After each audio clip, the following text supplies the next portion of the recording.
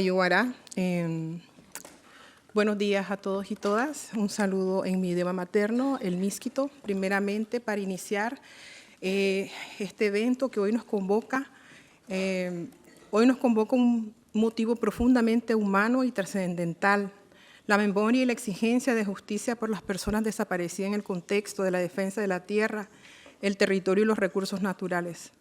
Hoy nos reunimos no solo para recordar, sino también para reafirmar que su ausencia no significa silencio, sino un eco, nos llama a continuar su lucha. Y para poder continuar yo quiero en memoria honrar a los desaparecidos de los pueblos indígenas y afrodescendientes en el contexto de la lucha por la tierra, territorio, recursos naturales y la vida misma. Me hubiera gustado empezar rindiéndole homenaje a ellos, pero por razones de seguridad no puedo encender lo que sería uno de nuestros rituales que tienen los pueblos indígenas para poder convocar a nuestros ancestros y que nos puedan ayudar a poder seguir esta lucha por lo que nos convoca hoy en día. Dicho eso, y quiero primero pues agradecer también al grupo de trabajo por permitirme moderar este espacio y recordar que cada nombre, cada rostro, cada falta es una historia de compromiso con la vida, con la comunidad y con nuestra madre tierra. Son defensores y defensoras que asumieron con valentía la tarea de cuidar lo que es de todos: el agua, los bosques, los ríos, el aire limpio, el derecho a habitar dignamente en el territorio que nos pertenece por herencia y por identidad.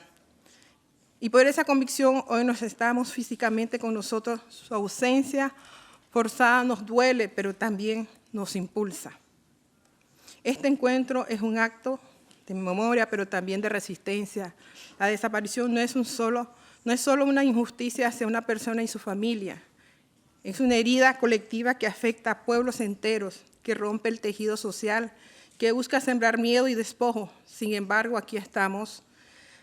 Estamos reunidos para demostrar que la memoria es más fuerte que el miedo y que la solidaridad es más poderosa que la violencia y que la esperanza que no se borra. Disculpe, para mí es muy emotivo este momento, pero también agradecer pues a todos y cada uno de los panelistas, y yo pasaría sin más dilatación las palabras a la presidenta del Grupo de Trabajo en Desaparición Forzada para su intervención.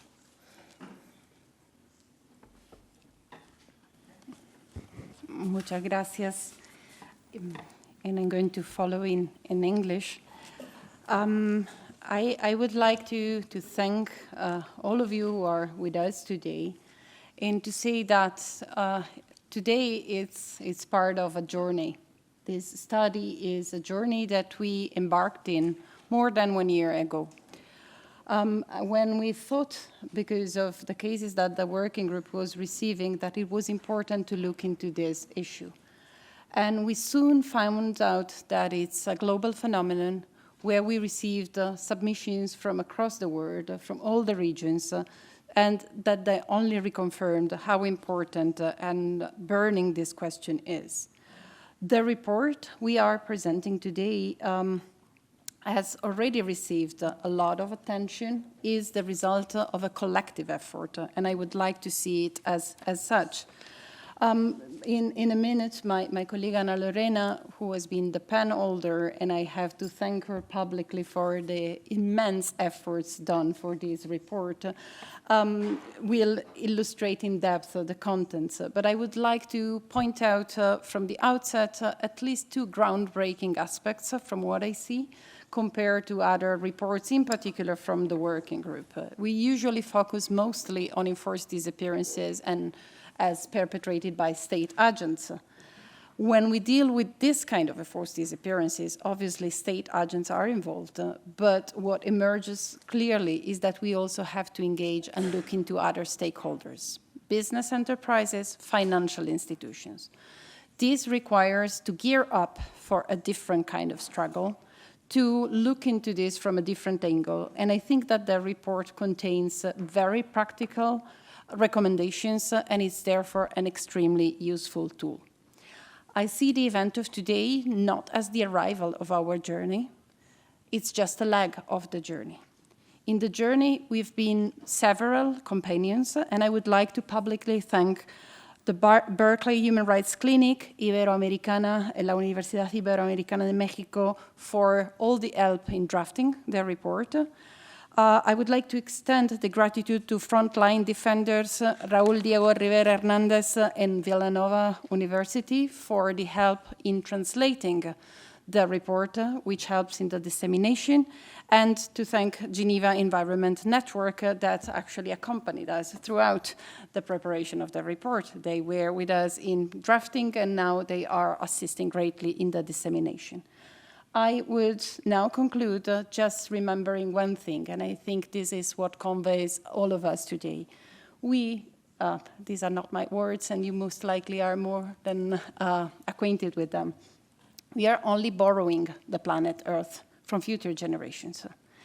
And therefore, it is a collective effort that we have to undertake to defend those who are struggling, for all of us to defend what we are, at the end of the day, borrowing. With this, I thank you for being with us, and I'm very pleased to give the floor back to the moderator. Muchísimas gracias por esas palabras de bienvenida. Ahora le voy a pasar la palabra a Ana Lorena Delgadillo, que es... y agradecerte también, Ana Lorena, por este trabajo, pero sobre todo pues, por estar allí, ¿no? Siempre muy cercana a todos y todos. Así que, sin más dilatación, te paso la palabra. Gracias. Muchísimas gracias. Buenas tardes. Tengan todas y todos ustedes. Gracias a quienes nos acompañan desde el presidio y gracias también a todas las personas que nos acompañan el día de hoy, tanto de manera presencial como remota. Agradecer primero a las comunidades, a las familias que de una manera tan generosa han dado información para hacer este informe y a las organizaciones también. Sin su trabajo, informes como este serían muy difíciles de hacer, pero también agradecer a otros procedimientos especiales que ya se han pronunciado sobre el tema, porque siempre ayuda a mirar con una perspectiva propia lo que está ocurriendo. Lo que documenta el informe es que existe un incremento global en las desapariciones forzadas de defensores de la tierra, los recursos naturales y el medio ambiente. Entre 2012 y 2022, 1.733 defensores fueron asesinados, con un promedio de 1 cada 2 días. En el año 2023, el 43% eran de pueblos indígenas y el 12% eran mujeres. Hay que decir que no existen, desafortunadamente, estadísticas claras sobre las desapariciones forzadas de defensores de la tierra, los recursos naturales y el medio ambiente. Y también hay que subrayar que los defensores de la tierra, los recursos naturales y el medio ambiente son un grupo heterogéneo que incluye comunidades rurales, pueblos indígenas, campesinos, pastores, pequeños agricultores, abogados y abogadas, defensores y defensoras de derechos humanos, periodistas y activistas juveniles que luchan por la defensa de la tierra, los recursos naturales y el medio ambiente. Es importante subrayar que las mujeres se enfrentan a amenazas adicionales debido a la discriminación sistémica en la que viven. En las comunidades indígenas, la desaparición de los líderes o las lideresas divide a las comunidades y socava su liderazgo. Para muchas comunidades indígenas, la tierra es su elemento sagrado, inseparable de su identidad cultural. No es un recurso explotable simplemente. En estas comunidades, el daño es por generaciones. Las desapariciones forzadas causan una desconexión cultural y pérdida de vínculos territoriales, interrumpiendo la transmisión de conocimientos ancestrales. Algunas de las características que encontramos sobre este tipo de desapariciones forzadas en contra de defensores de tierra, recursos naturales y medio ambiente es que estas ocurren principalmente en contextos marcados por la discriminación sistémica, por la violencia estructural, legados coloniales y el racismo ambiental. Estos defensores suelen enfrentarse a intereses económicos y políticos y criminales muy poderosos, lo que los coloca en una situación de extrema vulnerabilidad, especialmente en países donde el Estado de Derecho es débil y las instituciones son fácilmente corruptibles.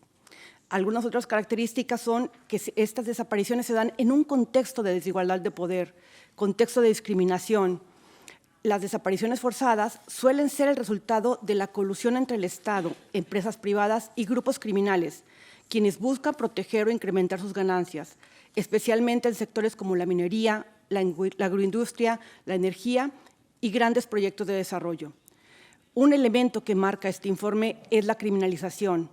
Los defensores y las defensoras son frecuentemente estigmatizados como antidesarrollo, terroristas o ecoterroristas, lo que justifica, bajo estas alegaciones, su persecución. Entre los factores de riesgo encontramos la debilidad de la protección sobre los derechos de la tenencia de la tierra, consultas comunitarias que no se hacen o son deficientes, inacción estatal frente a la tenencia y disputa de la tierra, falta de mecanismos de protección, falta de mecanismos de búsqueda y una tremenda impunidad.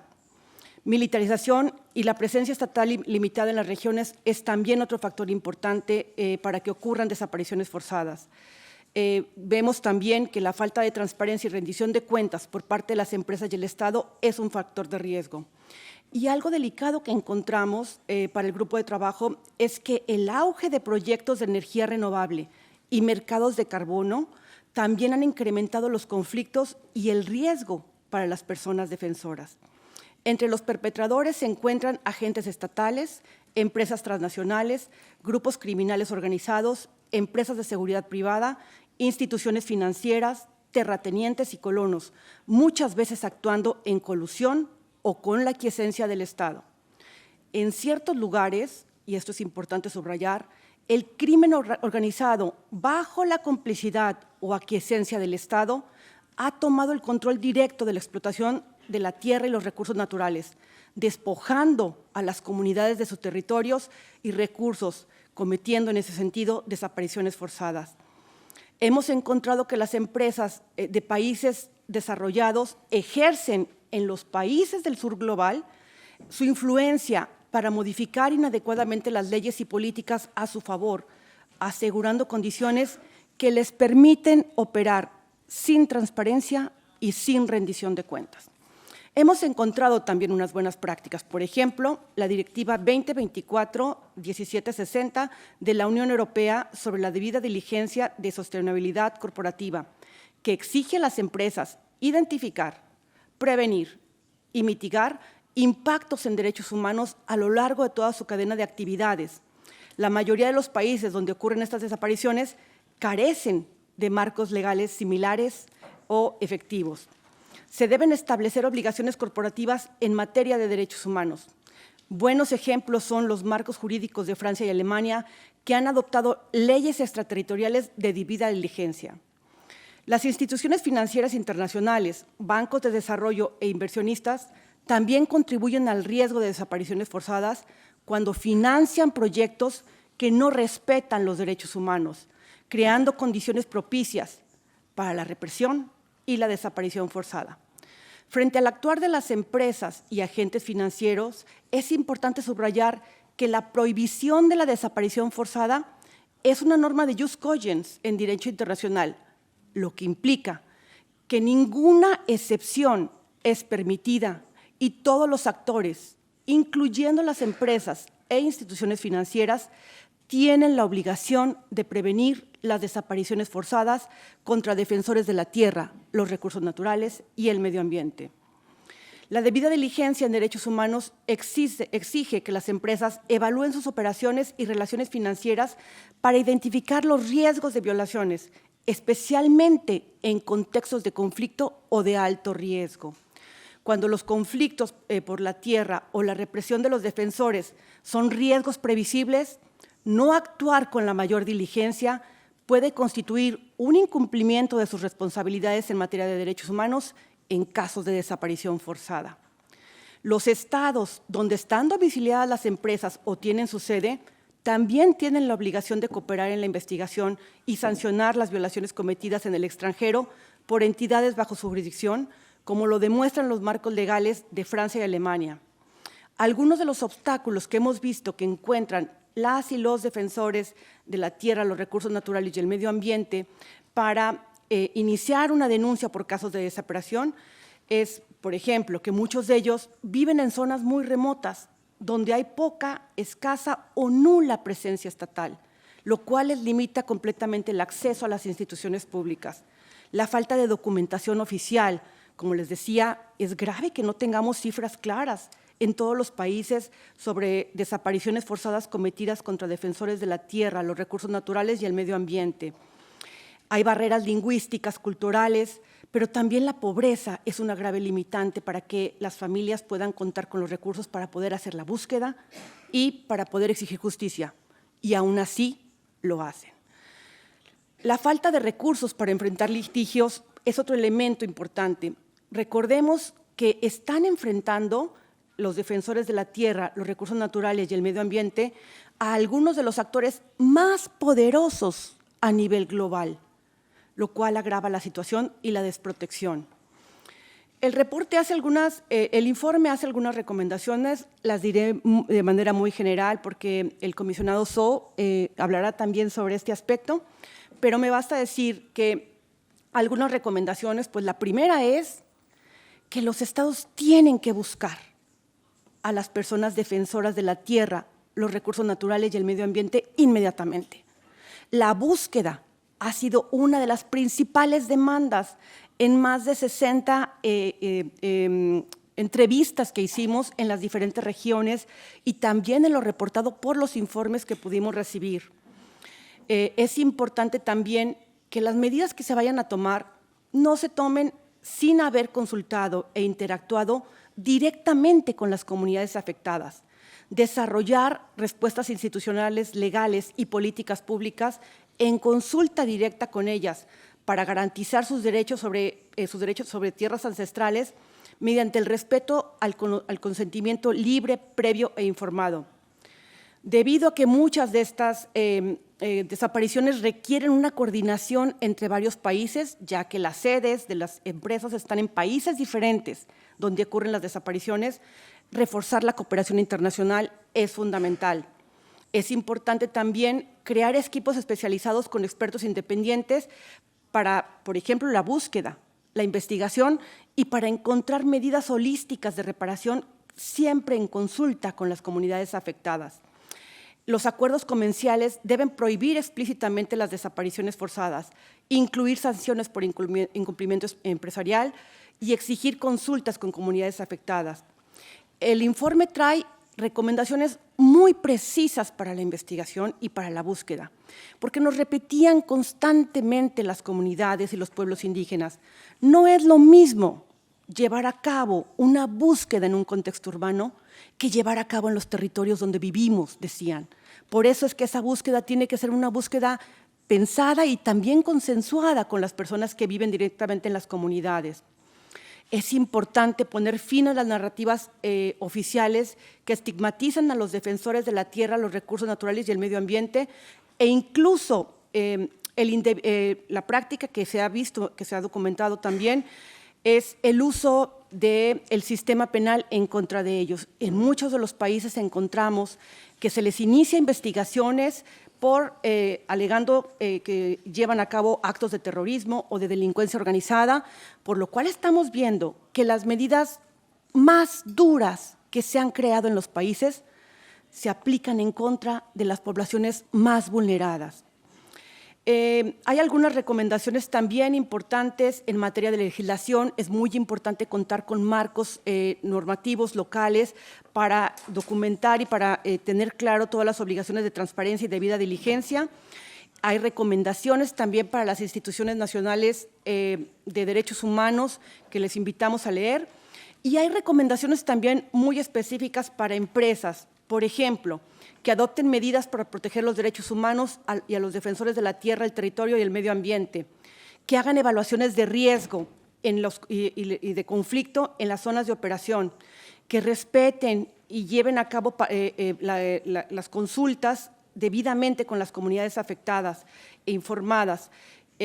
Deben tomar acciones las empresas para prevenir y mitigar y rendir cuentas sobre los impactos adversos reales y potenciales, integrando estos procesos en su sistema de toma de decisiones y gestión de riesgo. Se enfatiza también la importancia de proporcionar acceso completo a la información sobre los posibles impactos de los proyectos e implementar estrategias de protección para los defensores en riesgo en consulta con las comunidades afectadas.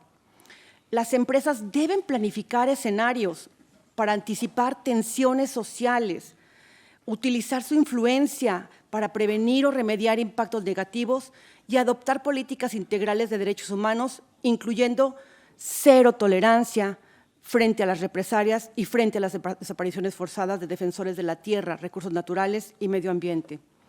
Se recomienda también abstenerse de difundir narrativas perjudiciales o iniciar acciones legales, infundadas en contra de los defensores y realizar debida diligencia reforzada en zonas de alto riesgo, suspendiendo operaciones si existe riesgo creíble de que puedan ocurrir violaciones y desapariciones forzadas.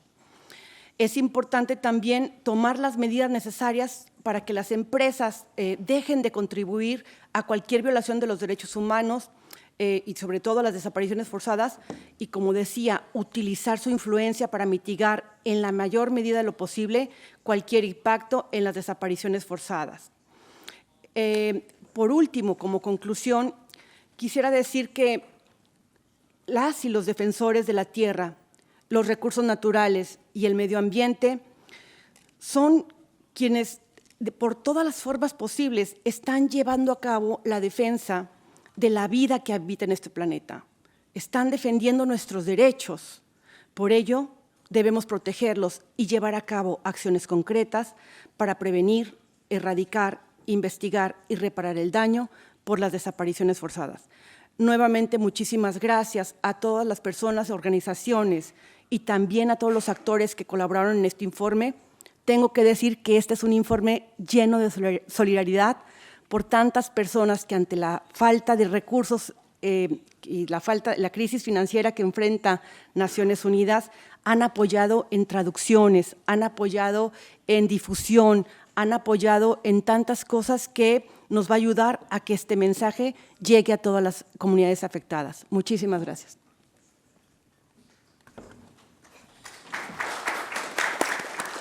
Muchísimas gracias, Ana Lorena. La verdad que el informe nos da una radiografía de lo que realmente se vive en los territorios y en las comunidades. Agradecer el trabajo que han hecho y también es importante los elementos que nos trae de las buenas prácticas que pueden servir de guía para los otros países para poder garantizar, ¿no?, la vida y la integridad de los defensores y defensoras en este contexto. Ahora vamos a pasar a una visión más regional y le vamos a dar la palabra. Vamos a tener una intervención en video, si mal no, en video de Pinana Prusapang. Sorry if I'm misspelling your name. Del proyecto Wife of Portage, Billy. Ok, la esposa de Billy, perdón. Y disculpa si seguramente le mencioné súper mal su nombre, de Filipinas. Perdón, Tailandia. Entonces, está en video, ¿no? Por favor, gracias. Y mis ก็ disculpas. พี่บลี่ก็เป็นชาวบ้านบางกลอยธรรมดาคนหนึ่งอะค่ะแต่เพียงแต่เขาสมัครเป็นสมาชิกอบต.แล้วติดเขาก็ได้ทำงานเป็นสมาชิกอบต.ให้แม่เพียรนะคะแล้วก็เขาก็จะช่วยเหลือญาติพี่น้องเขาในหมู่บ้านที่ได้รับความเดือดร้อนอะค่ะอย่างเช่นปู่ขออี้ที่ถูกเผาบ้านที่บางกลอยบนใจแผ่นดินนะคะเขาลงมาแล้วเขาก็เดือดร้อนในที่ดินทำกินนะคะแล้วพี่บลี่ก็พยายามหาทางช่วยเหลือปู่ขออี้กับญาติพี่น้องคนอื่นๆให้อยู่แบบสบายดีขึ้นนะคะโดยพาปู่ไปฟ้องศาลปกครองกลางมีคนบ้านเดียวกับพี่บิลลี่ศาลให้พี่บิลลี่เอาน้ำพืชลงมาให้เจ้านายเขาในตัวเมืองแก่งกระจานในตัวอำเภอแก่งกระจานนะคะแต่เขาก็เอาลงมายังไม่ถึงในตัวอำเภอก็มาถูกควบคุมตัวตรงด่านมะเลวด่านอุทยานทานข้าวหมู่บ้านปงลึกบางกลอยไปซะก่อนนะคะแล้วก็หายตัวไปอะค่ะหลังจากที่พี่บลิถูกจับ ถูกควบคุมตัวหายไปก็ทำมื้อนอก็ไม่รู้จะทำยังไงก็ไปไปลงบันทึกประจำวันไปแจ้งความไว้ที่สภ.แก่งกระจานเป็นที่แรกเลยอะค่ะแต่พอไปแล้วชั่วเช้าอะเจ้าหน้าที่ก็ไม่รับแจ้งความอะค่ะเจ้าหน้าที่บอกว่าเป็นคนหายจะมาแจ้งความได้ยังไงค่ะก็ชั่วบ่ายก็ไปอีกรอบพอไปเจ้าหน้าที่ก็บอกว่าโทรประสานงานให้กับหัวหน้าอุทยานให้แล้วเขาบอกว่าเขาจับไปจริงแล้วเขาก็ว่ากล่าวตักเตือนแล้วเขาก็ปล่อยตัวไปแล้วอะค่ะ คือความรู้สึกส่วนตัวนี่ตอนนี้ก็11 ปีแล้วก็ช้าค่ะคืออยากให้เอ่อให้มาไวกว่านี้หน่อยอะค่ะคือทางครอบครัวก็มีภาระที่ต้องเหมือนต้องทำแทนให้บิลลี่คือต้องจ่ายประกันชีวิตให้บิลลี่ทุก6 เดือนนะคะก็เป็นภาระทั้งที่ในครอบครัวก็มีค่าใช้จ่ายหลายๆรายการอยู่แล้วอะค่ะถ้าเป็นไปได้ก็อย่าให้พี่บิลลี่คดีพี่บิลลี่มาจบให้มาไวๆจะได้ไปขอประกันชีวิตคืนแล้วจะได้ยุติจะได้ไม่ต้องส่งไม่ต้องเป็นภาระใจายอีกต่อไปอะ ถ้าเกี่ยวกับพรบอุ้มหายคือส่วนตัวแล้วรู้สึกว่ายังไม่ได้มีอะไรที่เข้ามาช่วยเกี่ยวกับคดีบิลลี่เลยอะค่ะแล้วรู้สึกว่าเป็นเป็นเพราะเราเป็นคนชนเผ่าหรือเปล่าที่เราทำอะไรมันก็ไม่ได้ไม่มีผลอะไรเลยสักอย่างอะ ก็ได้มีมีบางคนเขาบอกว่าบิลลี่คดีบิลลี่อะถอนออกจากทางยูเอ็นแล้วแต่พอไปร่วมประชุมกับทางยูเอ็นขอ Walking Book อ่ะก็ถามในที่ประชุมอ่ะก็ได้รับคำตอบว่าเขาอย่ารับอยู่อย่าคดีบิลลี่อย่าอยู่ในนั้นยังไม่ได้ถูกการถอนออกจากยูเอ็น ได้ไปเจอกับคณะทำงาน Working Group มาล่าสุดสองครั้งอะค่ะก็รู้สึกดีใจอะค่ะแต่ถ้าเขาได้รับถามเขาแล้วเขาตอบมาว่าเขาถอนออกแล้วแต่ก็คิดในใจว่าจะไปขอให้คดีบิลลี่เป็นเอ่อสูญหายเป็นบุคคลสูญหายจะเอาเข้าใหม่ได้ไหมอะก็คิดอยู่ในใจอะค่ะเป็นเล่าเรื่องราว ขอคดีบิลลี่และเรื่องราวที่เกิดขึ้นในหมู่บ้านบางกลอยเนี่ยค่ะทาง Walking Group เขาช่วยส่งเอกสารให้สอบถามรัฐบาลไทยว่าคดีบิลลี่ไปถึงไหนแล้วยังไงเหมือเป็นตัวหลักกระตุ้นให้รัฐบาลไทยช่วยติดตามคดีบิลลี่ให้อ่ะค่ะ เขาน่าจะทำให้มาได้มากกว่านั้นอย่างเช่นลงพื้นที่มาดูมาติดตามดูในที่ที่เกิดเหตุจริงนะคะ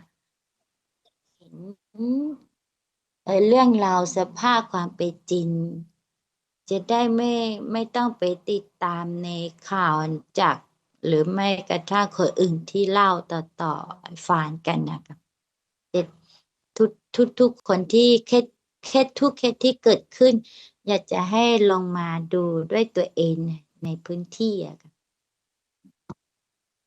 เอ่อให้คณะทำงานนะบอกกับรัฐบาลไทยว่าให้เยียวยาให้กับคนที่ได้รับการกระทำที่เสียหายอ่ะให้เยียวยา ในเกี่ยวกับสภาพจิตใจสภาพฐานะในครอบครัวก็ได้อะค่ะที่ช่วยให้มันอยู่สภาพดีขึ้นนะคะคือคิดว่า น่าจะมีการเยียวยาผู้เสียหายด้วยอะค่ะแต่การเยียวยานี่คือไม่ใช่ในรูปแบบเงินนะคะเป็นรูปแบบอย่างอื่นก็ได้เป็นสิ่งของเป็นที่ทำกิน เป็นอย่างอื่นก็ได้อะที่เป็นมีคุณค่ามากที่สุดในผู้ที่ได้รับปัญหาที่เกิดขึ้นนะคะ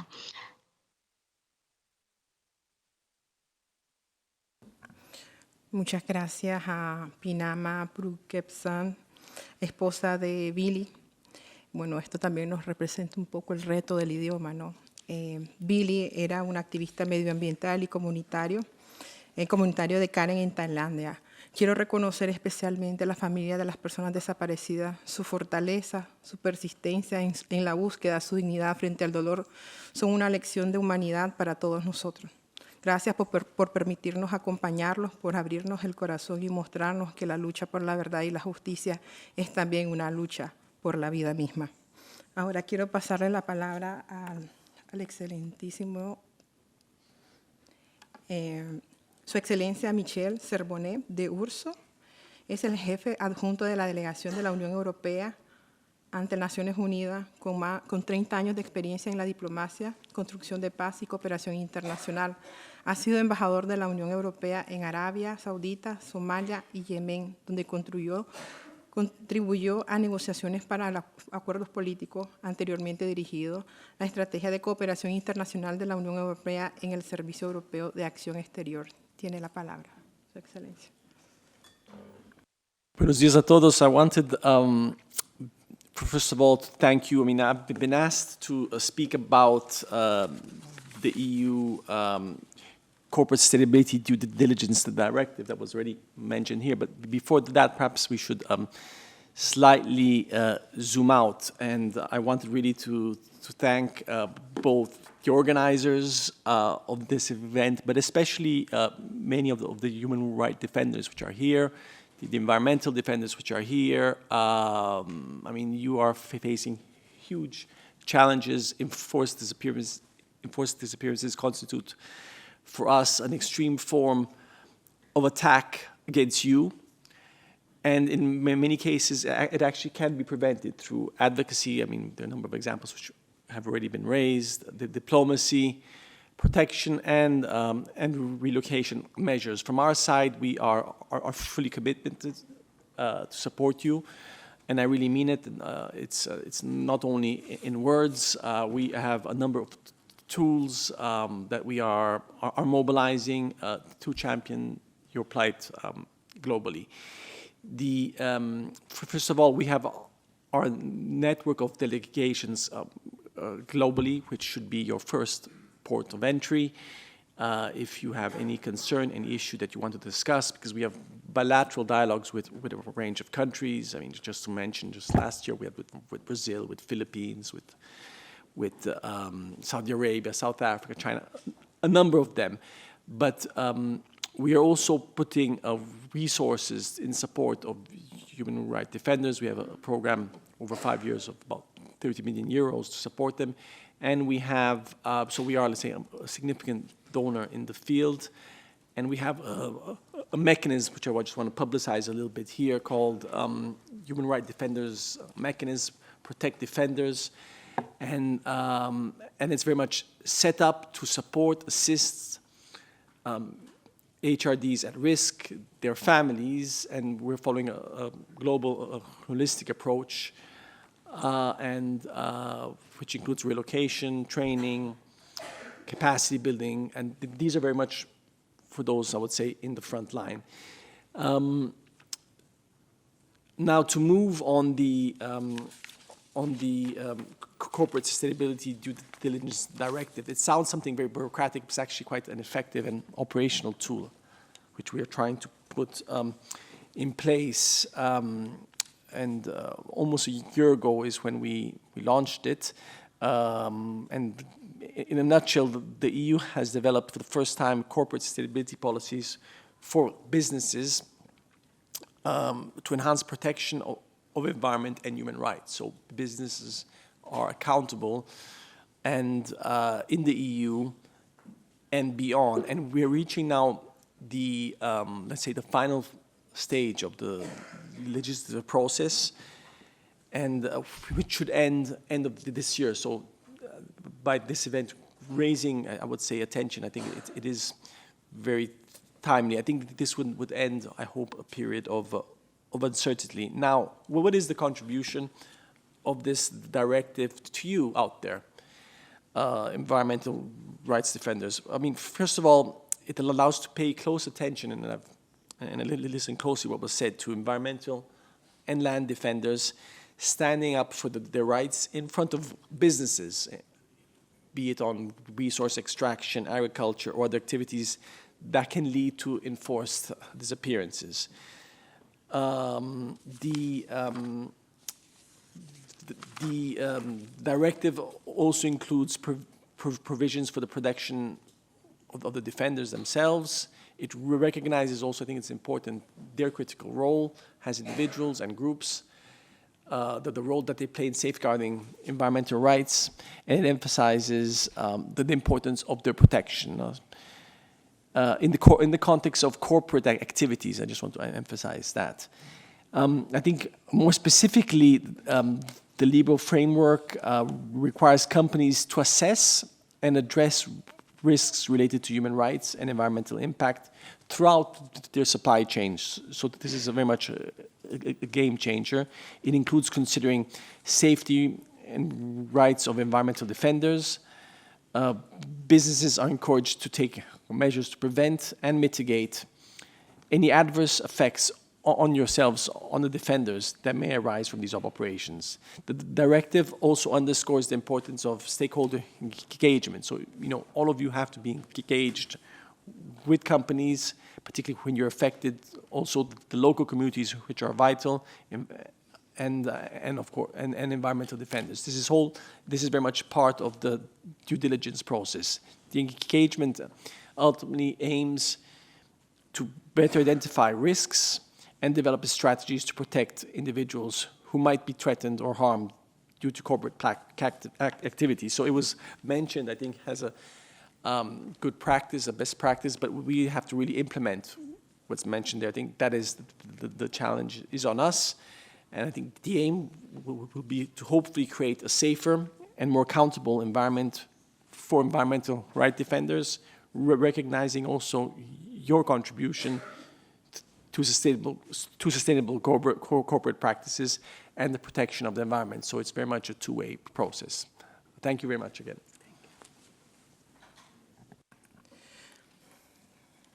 Muchas gracias, embajador.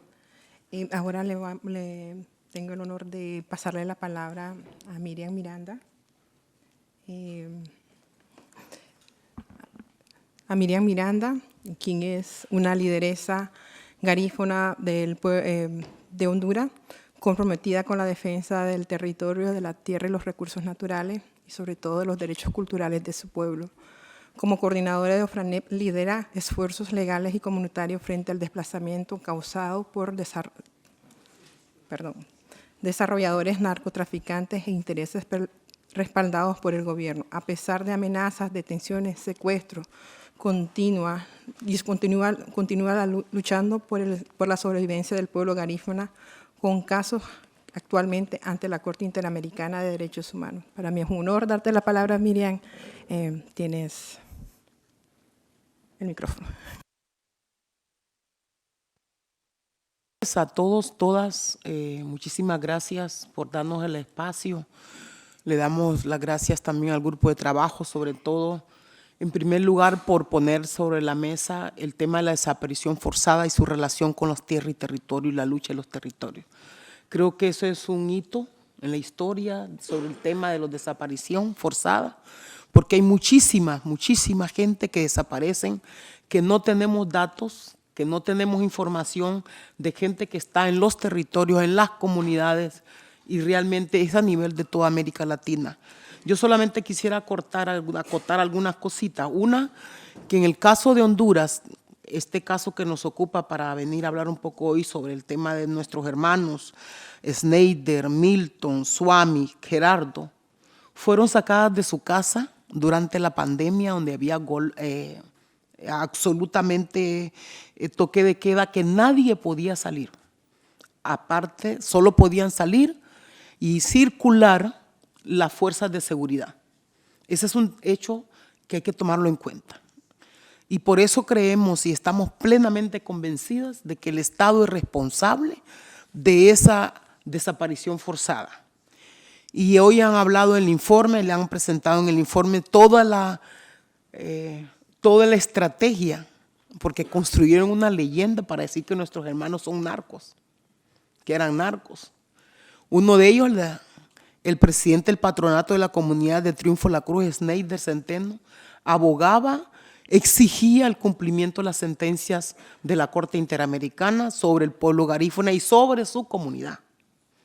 Y hay entrevistas que le hicieron una semana antes, donde denunciaba, exigía el cumplimiento de la sentencia. El pueblo garífuna tiene 3 sentencias de la Corte Interamericana. Una de ellas es Triunfo La Cruz, precisamente donde fueron sacados a la fuerza ese día fatídico de sus casas.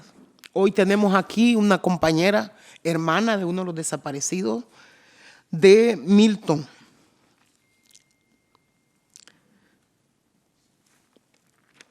Es un tema que es primera vez que yo lo toco, que hablo de él. Discúlpenme, pero a mí me tocó recibir esa llamada. Una llamada, nunca la voy a olvidar.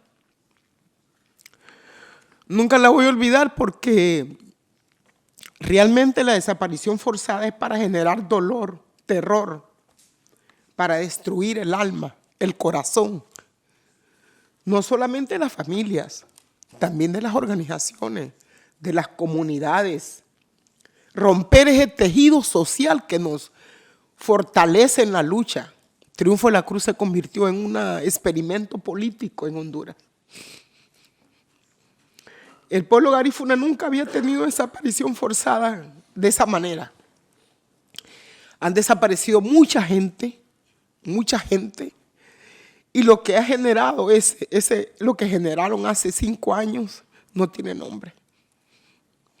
Porque nos matan la gente, nos criminalizan, nos judicializan. Pero ¿saben lo que significa que saquen a la gente de su casa? Y que no den cuenta de dónde están. Como Ofrane, hicimos la denuncia y nos dedicamos a exigir justicia. ¿Y qué cosa? Más bien nos judicializaron y nos criminalizaron a la organización. Es decir, que nos citaron al juzgado para que diéramos cuenta supuestamente de la desaparición, como que fuéramos responsables de la desaparición. Miren la práctica que hacen. O sea, en vez de buscar, que yo creo que lo dice muy bien el informe, en vez de investigar, en vez de buscar la raíz del problema, lo que hacen es que criminalizan las organizaciones de las cuales son parte las personas que desaparecen. Aparte de todo lo que armaron, ¿verdad? Armaron una estrategia con los medios de comunicación para decir, son narcos. Vivimos en un país que es un narcoestado, aún hoy. Y eso tenemos que decirlo claro, los territorios del pueblo garífuna están asediados todos los días por crimen organizado. Y eso nos toca a nosotras luchar en medio de ese escenario. Yo creo que es importante hacer análisis y ver qué es lo que está pasando en todos estos territorios, en los territorios de los pueblos indígenas. Hay territorios indígenas totalmente tomados por el crimen organizado, donde la comunidad tiene que salir. Hay un desplazamiento forzoso de la gente de las comunidades. Ese es un tema también grave que tiene que ver que no solamente desaparecen físicamente, desaparecen comunidades enteras, porque la gente tiene que salir y desaparecen, atacan las comunidades. Quiero terminar diciendo que desde la Ofrane nosotros creamos un comité para búsqueda de justicia y la búsqueda de nuestros hermanos. El 11 de noviembre del 2020, que se llama ZUNLA. Comité para la Desaparición Forzada del Triunfo de la Cruz, exigimos y hemos venido exigiendo la incorporación de Zunla en el proceso investigativo. Nunca nos han querido aceptar que Zunla sea miembro del proceso investigativo. Nunca han aceptado y nunca han buscado, porque no solamente es la búsqueda de las personas desaparecidas, es también buscar la raíz, el por qué se dan esas desapariciones. ¿Por qué sacan a la gente de sus casas? ¿Quiénes están en esa monstruosidad? Porque hay gente que lo ejecuta, pero también hay gente que lo planifica. Y que esa gente que lo planifica nunca salen a la palestra, nunca están enfrente, ni siquiera los enjuician. Yo creo que esta es una oportunidad, agradecemos la oportunidad que nos han dado para poder hablar sobre este tema y sobre todo felicitar el hecho de que hoy por hoy se esté ligando y se esté poniendo en la mesa el tema de la desaparición forzada, ligado a la lucha de los territorios, la lucha por los recursos naturales, la lucha por el medio ambiente, porque esa es una estrategia que se está utilizando para generar terror, muerte en las comunidades. Y muchísimas gracias, señores y señoras, por darnos esta oportunidad.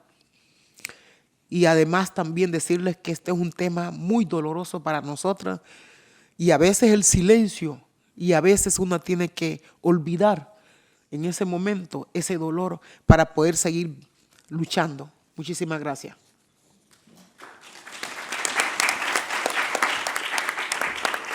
Gracias. Gracias, Miriam. Solo también quiero expresar mi solidaridad con el pueblo garífuna y agradecerte que nos hayas traído el contexto de Honduras, y quiero comentarle que esto no es ajeno a Centroamérica. En el caso de Nicaragua, los pueblos indígenas también sufrimos la pérdida, la desaparición forzada de uno de los líderes más importantes que ha alzado su voz. No es que sea uno más importante que otro, pero es el que más tiempo y vida le ha dedicado a la defensa de la tierra, los territorios, los recursos naturales, y que ha aportado inmensamente no solo a nivel local, sino a nivel internacional. La desaparición del Taupla Brooklyn Rivera, que hasta el día 29 cumple 24 meses desde que el gobierno de Nicaragua lo sacó de su casa, se lo llevó. En la medida en que él iba avanzando y las comunidades empezaron a darse cuenta que lo estaban sacando, lo sacaron por aire. Desde ese entonces nadie sabe dónde está. No se le hizo un proceso, solo sabemos que se lo llevaron vivo y lo queremos vivo. Los pueblos indígenas y afrodescendientes en la costa caribe exige y pide la libertad, prueba de vida del Taupla Brooklyn Rivera. Taupla Ansara Kamasin, Yanmando Keram, Tadia Isikaisna. Ahora le paso la palabra al relator especial, al señor Albert Buruni, el relator especial de Naciones Unidas sobre los derechos de los pueblos indígenas, con más de 25 años de experiencia promoviendo los derechos indígenas en África y a nivel global.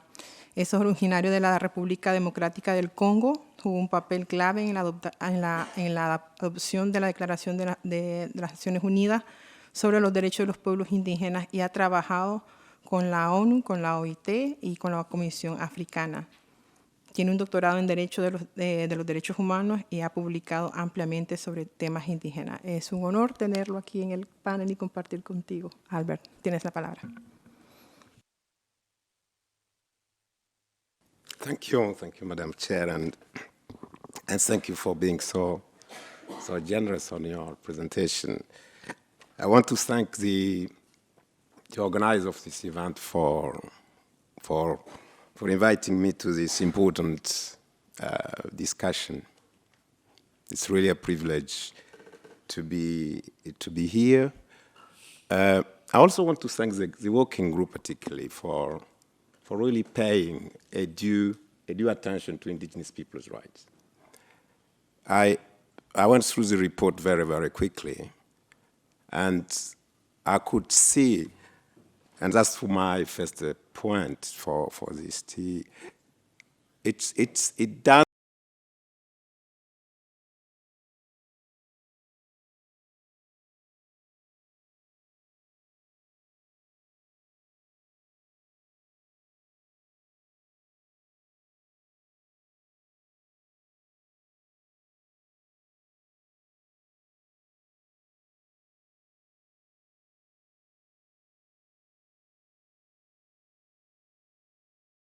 of those victims, I think the statistic really simply tells the whole story.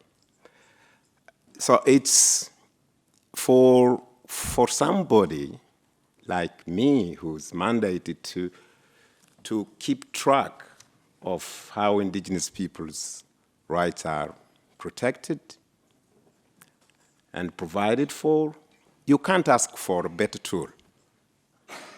So I really thank the working group for keeping track of that. And similarly, like organizers like the Frontlines, whose statistics we continue to refer to as we highlight how indigenous peoples are particularly affected by that human rights violation. So keeping the disaggregated impact, it's very important. That's my first point. My second point on today is in relation to my second report this year, which is an interim report on land demarcation, which I will be presenting to the UN General Assembly next month. One of the points that I'm making is that it's a sort of a grounding report. My final report will come next year. But one of the points that I'm really making, because I consider is fundamental on land rights of indigenous peoples, is a point that indigenous peoples' lands are in high demand as we speak. And that high demand is driven by, and the report does capture that. The first, the transition minerals, which will drive different actors into indigenous people's lands. You have reports that between 40 and 50% of these minerals could be on indigenous people's land or are on indigenous people's land. Second, you have and there's nothing wrong about transforming 30% of national territory into new protected areas. But we also know that most of that biodiversity that the world wants to protect for the right reasons are on indigenous people's lands. But that has started to trigger pressure and leading to human rights violations. My mandates has started to receive complaints linked to that. In addition, you have the whole carbon business and the green energy, which again increases that pressure on indigenous people's land. And finally, indigenous people's land in many regions are at the center of high geopolitical interest and fights. Many indigenous people live on borders, across countries, and in high international geopolitical areas. These combined factors, and I can read that through the communications that my office is receiving on a daily basis, really indicates that there is a high demand for indigenous people's land, and that high demand is leading to more criminalization of indigenous people's human rights defenders. Let me say one last thing on this. Indigenous people, mostly in the region, live in the last square meters of the land,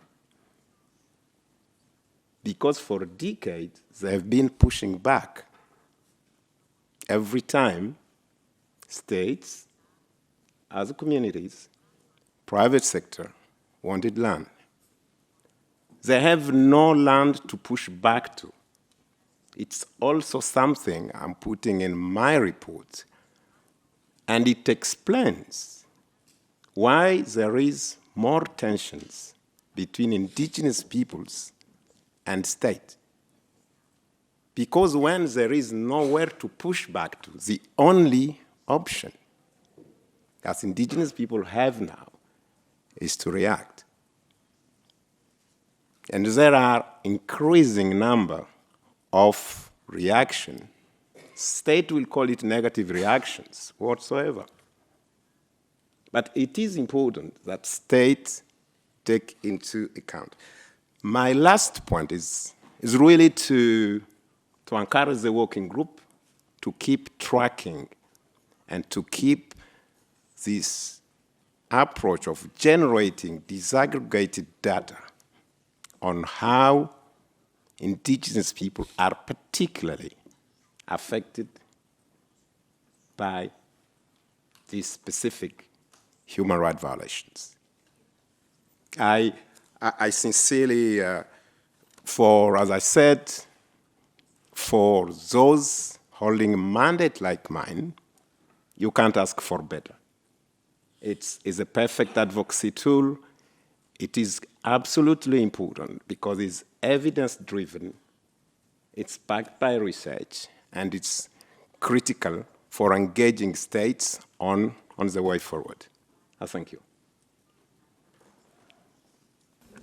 Muchas gracias al señor relator.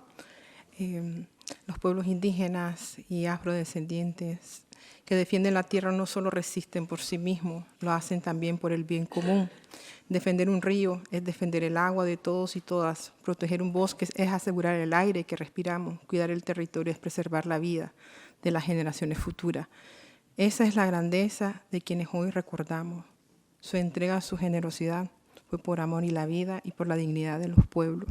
Gracias por compartir el trabajo que está haciendo y estaremos atentos a su informe. Ahora le vamos a dar la palabra a Ahmed Mekre. Me disculpa por la mala pronunciación. Es el director ejecutivo del Comité para la Justicia, una organización independiente con sede en Ginebra, fundada en el 2015, con CFJ defiende a víctimas de violaciones de derechos humanos, especialmente en el Medio Oriente y el norte de África, a través de documentación, incidencia y acciones legales orientadas a la justicia, la reparación y el fin de la impunidad. Adelante.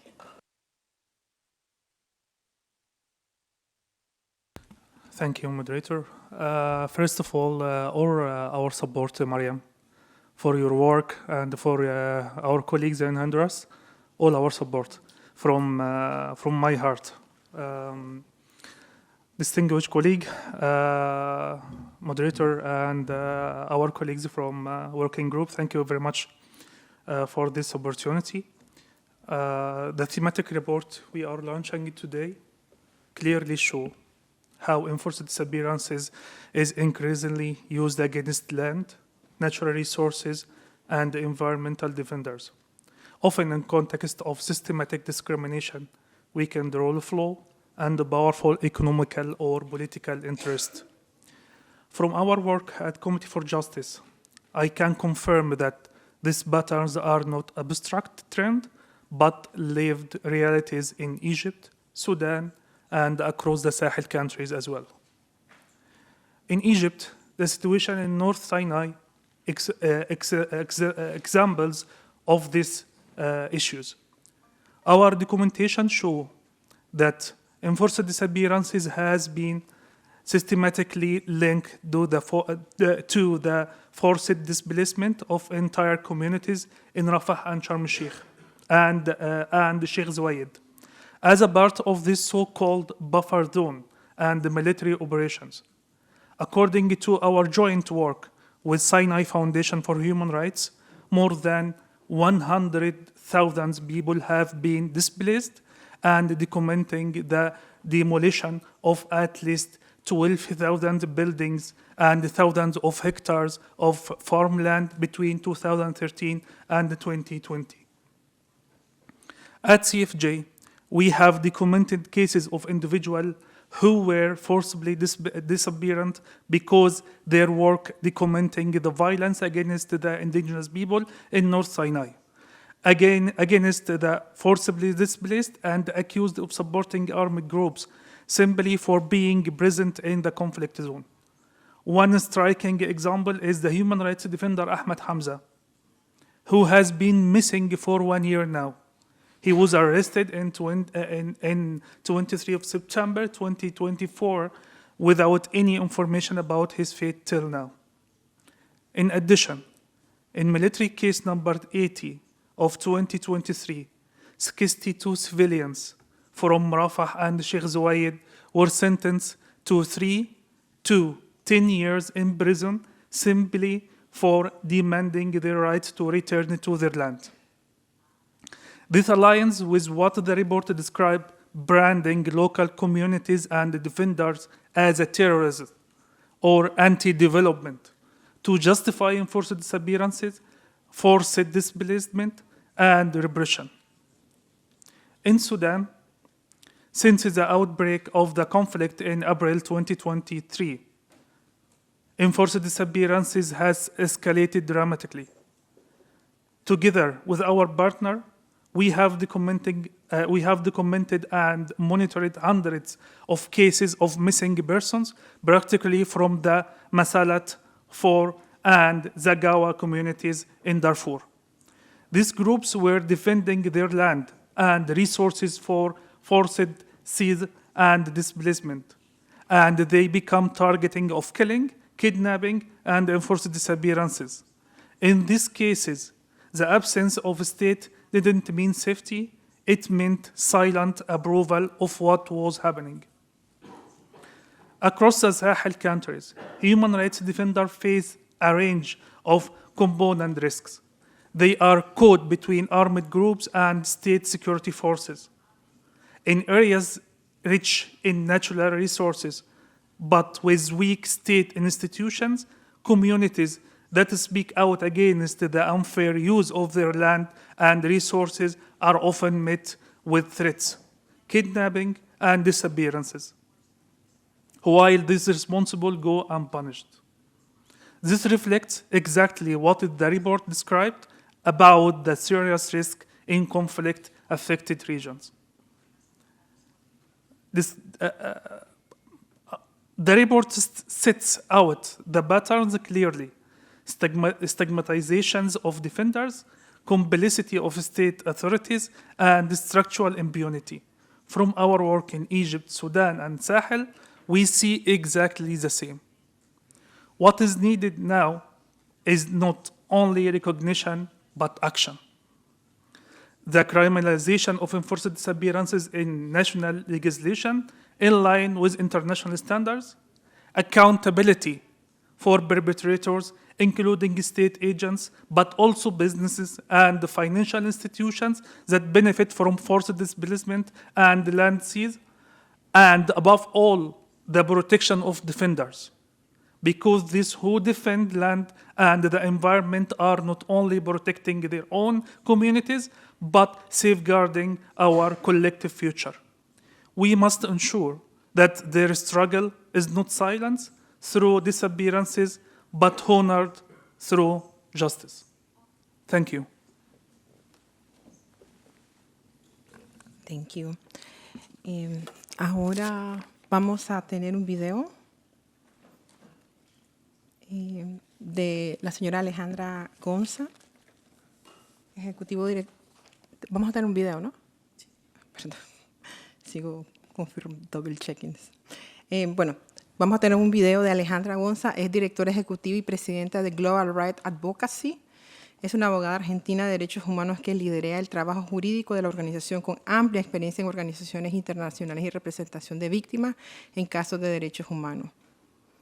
¿Tenemos el video?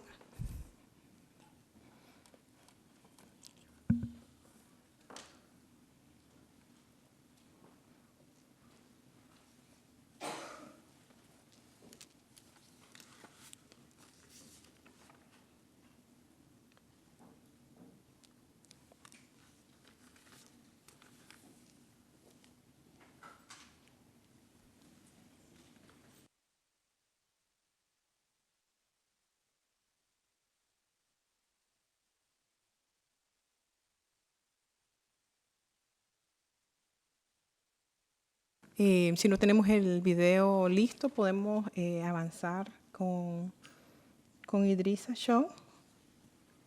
¿Está listo? No, todavía no. Perdón. Sí. ¿Apareció? Bueno, vamos con el video del rodaje.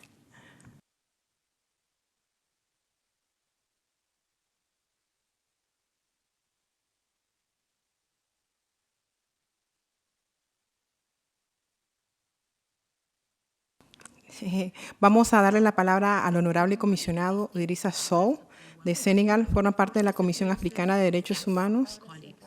Arrancó, perdón. Cuando hacemos las cosas híbridas, eso pasa. On behalf of Global Rights Advocacy, we are honored to sponsor the launch of the Working Group's report on enforced disappearances in the context of defense of land, natural resources, and the environment. Special recognitions to families, communities, defenders, and organizations whose courage and voices are at the heart of this report. But let's reflect on the human impact behind the data and legal analysis. How many of you in this room know a colleague, a friend, an environmental defender who has been a victim of enforced disappearance? For me, it's the haunting image of my friend, Account Counsel Ricardo Lagunes Gasca, his client, Antonio Diaz Valencia, an indigenous leader who disappeared in Mexico on January 15, 2023. They had just won a crucial legal battle for the community's vision of a mining development.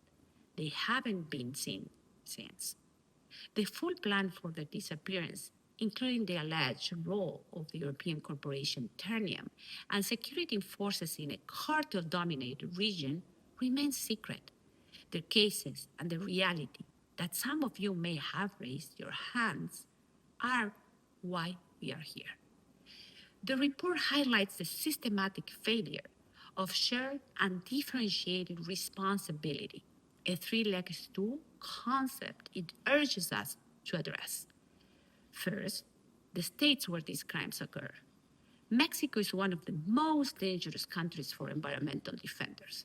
The crisis is staggering, with over 130,000 disappeared and more than 72,000 unidentified bodies. It's unsurprising that Global Witness, Quinto Elemento Lab, Adonde Van los Desaparecidos, SEMDA, document decades of environmental defenders' disappearances in Mexico's extractive industries. Instead of finding defenders, institutions stigmatize them. Instead of searching for the missing, they dismantle the very bodies created to find them, while attacking and persecuting prosecutors, lawyers, and journalists, seeking truth and fighting a rampant impunity. This has culminated in a denial of all denials, a campaign to disappear the disappeared by claiming they don't exist. The country has become a landscape of clandestine graves, and environmental defenders keep disappearing. Higinio Trinidad, Jose Pelayo showed this horror continued. The corporations, companies operating in these regions too often distance themselves from the fact that the path of their metal to the markets cross over what the government itself labeled as a pantheon. They lack serious policies on prevention or reparation and fail to conduct enhanced due diligence specifically tailored to the grave risk of enforced disappearances. And third, the home nations and financiers. They provide the legal and financial shelter that ensures corporations operate with near total impunity, failing to mandate and exercise the enhanced due diligence that could save lives. This is not happening in a vacuum. Globally, we see an alarming retreat. The US has abandoned the Human Rights Council. The EU's Green Deal is being deprioritized, and legislation to hold companies accountable for abuses has been weakened. This global regression leaves defenders more isolated and vulnerable than ever. So what can we do? We must demand a new area of accountability built on shared responsibility. The international community cannot turn a blind eye Governments must work directly with families using intelligence and science to find the disappeared. They must demand enhanced human rights due diligence as a condition of trade and investment and provide shelter for defenders at risk. Corporations must investigate their operations, mitigate risk, and use their power to find the disappeared. Financiers must ensure their capital doesn't fund bloodshed. The question of corporate obligation to search for the disappeared has been answered with a resounding yes in this report, which provides the roadmap to ensure the voices of the disappeared are heard and to design an extraordinary response to this crisis, especially in countries like Mexico, where disappearances of defenders are a widespread phenomenon ready to be addressed by the UN, by countries, by corporations, and our community. Thank you very much.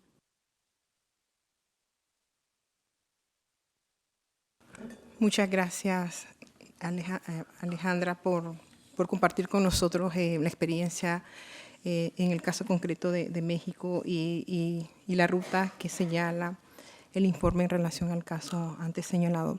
Ahora nos vamos a ir con nuestro último panelista, el honorable comisionado Idrissa Sow, de Senegal. Forma parte de la Comisión Africana de Derechos Humanos y de los Pueblos desde el 2021, preside el grupo de trabajo sobre la pena de muerte y la desaparición forzada y contribuye a varios otros mecanismos clave. Tiene un doctorado en Derecho Público y actualmente es consejero de la Corte Suprema en Senegal. Tiene la palabra.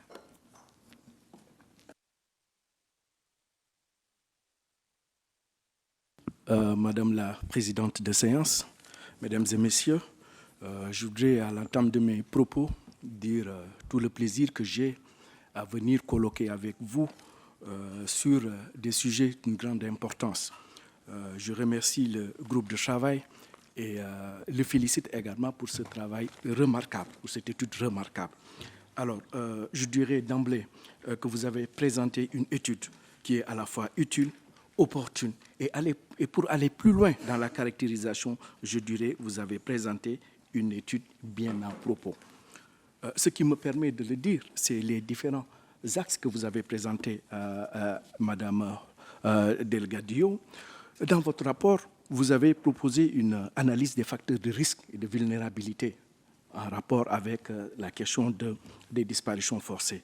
Mais vous avez également formulé des recommandations à l'endroit des entités étatiques comme des entités non étatiques. Je ne suis pas là pour refaire un tout petit peu une présentation du rapport. Vous l'avez fait de façon extraordinaire. Je suis là juste pour apporter ma voix en soutien à ce que vous êtes en train de faire. Parce que nous sommes tous embarqués dans la même barque. C'est la barque de la lutte contre ce fléau de disparition, du crime de disparition forcée. Je ne reviendrai pas également sur le caractère perfide et abject des disparitions forcées. Les émotions que nous avons vécues tout à l'heure, quand on a évoqué le cas du peuple Garifuna, nous permettent de révéler ce caractère perfide. Le caractère perfide qui réside dans le fait que pour la question de disparition forcée, c'est l'entité étatique qui est censée vous protéger qui est responsable de cette disparition. C'est ça qui fait le plus mal. Je ne reviendrai pas également sur la prégnance des normes de prévention et des normes de protection en matière de disparition forcée. Vous avez dit que ces normes-là ont atteint la dignité aujourd'hui de normes de jus cogens. Donc, il n'y a pas d'alternative à tout cela. Voilà. Mon propos aujourd'hui sera de faire le lien entre l'étude que vous avez faite et les missions qui sont confiées à notre commission, la Commission africaine des droits de l'homme, en matière de lutte et de protection de toutes les personnes contre les disparitions forcées. Quels sont les enjeux aujourd'hui pour l'Afrique? Aujourd'hui, du fait de sa situation économique, nous assistons à un flux massif de capitaux sur le continent africain. Pour vous donner simplement un exemple, le dernier rapport de la CUNICED a montré que pour 2024, 94 milliards de dollars en termes d'investissement ont afflué vers le continent africain. Pourquoi je rappelle cela? Je le rappelle parce qu'il y a une corrélation certaine entre l'augmentation des investissements directs étrangers et les risques pour l'environnement, pour les ressources naturelles. Si vous observez un tout petit peu, en Afrique, on a assisté à une première génération de contrats, de traités d'investissement. Et dans cette première génération, ce qui était mis en avant le plus souvent, c'était la protection des intérêts des investisseurs. Mais depuis un certain temps, les paradigmes sont en train de changer. Dans les traités bilatéraux d'investissement, vous voyez qu'on met de plus en plus l'accent sur les questions de protection des droits de l'environnement, sur les protections des ressources naturelles. Et notre commission n'est pas restée, disons, insensible à cette évolution. Nous nous intéressons fondamentalement à ces questions-là. Déjà en 2023, lors de notre 28e session ordinaire, notre commission a reconnu que la protection des droits à la terre et aux ressources naturelles est essentielle au service, à la survie des populations et communautés autochtones en Afrique. Ça, c'est un premier élément. Le deuxième élément que je vais donner, c'est une autre résolution qui, de mon point de vue, est prémonitoire, qui a été délivrée il n'y a pas longtemps, c'était en 2025, lors de notre dernière session, où notre commission a réaffirmé son engagement à accentuer la protection des défenseurs des droits de l'homme, surtout les défenseurs en matière environnementale. Et autre élément prémonitoire également, si aujourd'hui vous lisez notre document de référence en matière de lutte contre les disparitions forcées, c'est-à-dire les lignes directrices pour la protection de toutes les personnes contre les disparitions forcées, vous verrez que la première cible vulnérable à ce crime qu'on a identifié, ce sont les défenseurs. C'est vous dire que les questions que vous avez évoquées dans votre étude sont au cœur de nos préoccupations. Et pour aller plus loin aussi dans la caractérisation, je vais vous dire qu'en Afrique, les cours internationales sont aujourd'hui en train de se prononcer sur cette question-là. Rappelez-vous, en 2017, la Cour africaine des droits de l'homme a rendu une décision importante sur la question de la communauté Ogiek au Kenya, en disant que le Kenya avait violé plusieurs droits garantis par la Charte africaine des droits de l'homme en interdisant l'accès à ces populations autochtones Ogiek à la forêt de Mo, alors que c'était leur espace de vie depuis des temps et immémoriaux. C'est dire vraiment, pour ces exemples-là, je les donne pour vous montrer que les études, les axes de votre étude sont au cœur de nos préoccupations. Et les autres éléments que vous avez mis en lien, c'est-à-dire nécessité de protection de l'environnement, nécessité de protection des défenseurs des droits de l'homme, sont également d'un intérêt particulier pour nous. Rappelez-vous, pour la question des droits de l'environnement, la protection des droits de l'environnement. La Charte africaine des droits de l'homme, déjà en 1981, a reconnu le droit à un environnement sain comme étant un droit fondamental. Voyez-vous, dans la communauté internationale, il a fallu attendre les années 2021 et 2022 avec les résolutions du Conseil des droits de l'homme et de l'Assemblée générale des Nations unies pour avoir cette reconnaissance officielle. Donc c'est pour vous dire que nous sommes en phase avec vous sur ces questions-là. En tout cas, pour ne pas aller plus loin, je vous dirais que cette étude-là va être utilisée par notre commission comme un outil de plaidoyer. La preuve, lors de notre prochaine session, nous aurons l'occasion d'en faire un lancement officiel. Ce sera un outil de plaidoyer que nous utiliserons dans notre engagement avec les États à l'occasion des différentes missions de promotion que nous ferons dans les États membres, mais également que nous rappellerons lorsque les États viendront devant notre commission pour faire leur présentation périodique. Donc, je voudrais vraiment, pour conclure, vous féliciter encore une fois et magnifier encore tout le travail qui a été fait par votre équipe. Madame la Présidente, je vous remercie et je vous rends la parole. Muchísimas gracias por traernos la perspectiva regional y sobre todo el avance y el trabajo que se viene haciendo en el ámbito de la región africana. Nos queda 10 minutos, quizás recogemos un par de preguntas o comentarios o alguien que quiera agregar algo. puntualmente.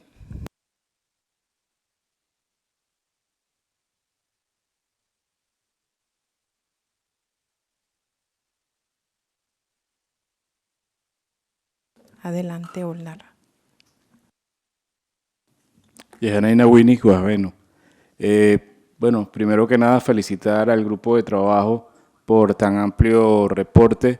Yo solamente quiero agregar que en el caso de Venezuela, específicamente en el área de pueblos indígenas, nosotros también estamos de manera muy afectados con el tema de desaparición forzosa, porque no solamente es en el término o en el contexto generalizado de Venezuela, en la situación de violación sistemática que se vive a diario y que en los distintos informes han aparecido aquí en Naciones Unidas, sino también específicamente ahora en la situación minera o el extractivismo minero ilegal. Y esto hay que recalcarlo porque en Venezuela no hay empresas que están explotando la minería. Quien explota la minería es el propio Estado y los propios grupos irregulares armados al margen de la ley, quienes han sido denunciados y que las personas o los que hemos denunciado no solamente hemos sido criminalizados, algunos han sido asesinados, como el caso de Humberto Yosuino,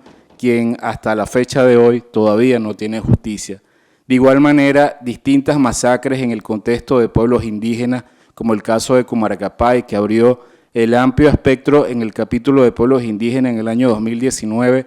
De igual manera, el caso, o podría decir, para resumir, la masacre del Yapacana, en la operación Yapacana del Estado o del régimen venezolano, en esa presunta operación por querer erradicar la minería ilegal cuando ellos mismos son los que la están realizando y quien una defensora tuvo que irse de manera forzada a Colombia y que hoy vive allá, pero que también en esa masacre una sola persona fue la que se denunció, pero de esa masacre existen testimonios de que hay fosas comunes de muchísimas otras personas. Solamente para dejar en contexto esta realidad de que se vive en Venezuela y que otra cosa, no es solamente el arco minero, que son 212.000 kilómetros cuadrados, que muchos creen que es solamente donde se está haciendo el extractivismo.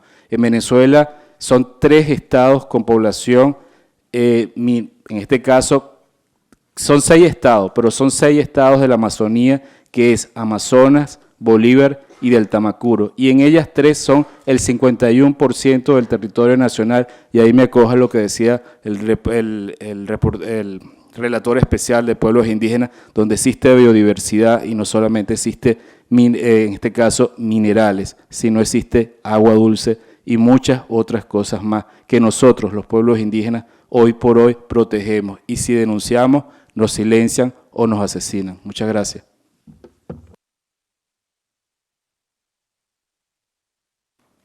Gracias. No veo otra mano levantada. Sí, por allá. Por favor. Muy buenas tardes a todas y a todos. Quiero traer también aquí a la mesa del pueblo garífuna el caso de Angie Peña, el caso de Nos. Creo que agradecemos el informe de esta comisión, pero también es importante nombrar y mencionarlo desde acá, porque esos han sido casos muy importantes en Honduras y casos que es un patrón que se está agarrando día a día, que es el tema de desaparición forzada. Angie Peña desapareció en el 2020, el caso de Nox fue ya así, hace como unos 6, 7 años atrás, una joven madre que llegó desde España, llegó a Honduras y fue secuestrado su hijo y hasta los momentos sigue luchando por ese caso. Es una red que se ha armado para poder seguir atentando de esta manera, de esta nueva operación al caso en Honduras. Muchísimas gracias por... bueno, queda una manito allá. Adelante. It's a very quick question because the due diligence directive was mentioned at the European level. It is indeed a very good legislation, but now we are seeing that it is under threat with the omnibus proposal that is threatening to weaken the directive. So I think my question is to everyone in the table. What is the UN, the working group, doing to maybe push the EU to not weaken the directive and then keep it as it is and maybe hopefully make it stronger? Thank you. Hay una preguntita más por aquí adelante.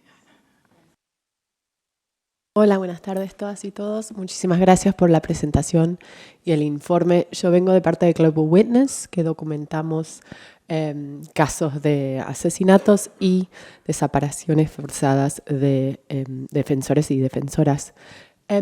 Quería preguntarles qué impacto puede tener el apoyo y atención internacional en estos casos y qué más se puede hacer para apoyar a nivel internacional. Gracias.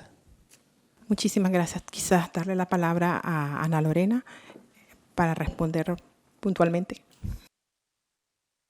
Bueno, sobre la primera pregunta, hemos estado también en conversaciones con el grupo de trabajo sobre derechos humanos y empresas, que nos parece que los principios que han hecho son fundamentales, los principios rectores, y conversando también cómo podemos fortalecer el trabajo de ambos grupos para pues conjuntamente mirar qué estrategias podemos implementar para prevenir que avances que se han dado en algunos lugares frente a legislación que se ha comenzado a hacer, que además es un referente pues, para otras regiones, sean sostenibles, pero además, como bien lo decía el embajador, que sean también puestos en práctica, porque no es solamente tener las normas establecidas, sino creo que el reto mayor es siempre la implementación.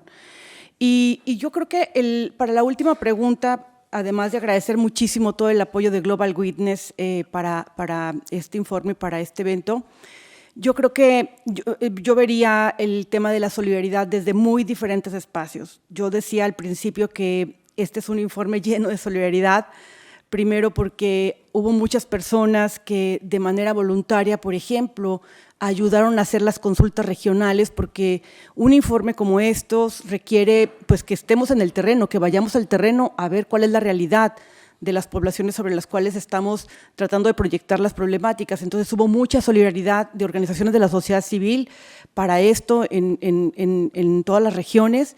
Y la otra es pues también la solidaridad que hubo para mandarnos las fotografías de las y los defensores que están desaparecidos, que ustedes ven aquí atrás. Hay ideas, por ejemplo, nos han llegado ya ideas de algunos fotógrafos, pero también de universidades diciendo que es importante tener una campaña permanente o por lo menos durante un tiempo para hacer este informe. Entonces, en ese sentido, cualquier idea que sea también que tengan sobre cómo dar la difusión de este informe es bienvenida.